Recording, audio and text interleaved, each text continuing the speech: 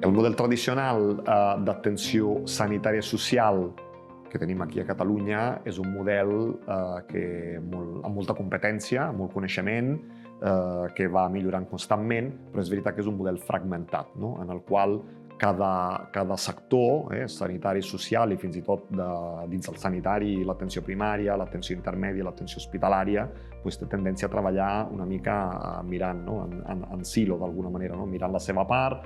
Sí que hi ha protocols, hi ha vies de coordinació, d'activació d'altres recursos, però en general són vies de treball que van una mica en paral·lel i que no acaben trobant massa interseccions.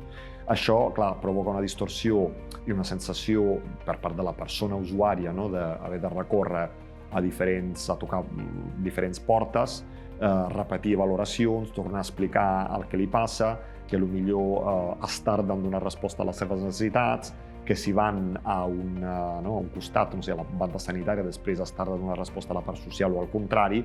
Si li preguntéssim a qualsevol persona amb aquest tipus de problemàtiques, de salut, però falta de suport a domicili, perquè té poca xarxa de cuidadors, etc., relataria una experiència de sí que he trobat molt bons professionals, gent que m'ha atès molt amablement i amb molta competència, però, ostres, si tot això es pogués simplificar per mi, i es pogués alinear i integrar al final, això seria molt millor. I és justament cap aquí on vol anar Admit, és a dir, que aprofitar tot el coneixement, l'expertesa i el fet que tenim un sistema públic de salut i social molt ben desenvolupat, però alinear-los, ajuntar-los i apropar-los per millorar la resposta i la satisfacció de les persones i dels professionals.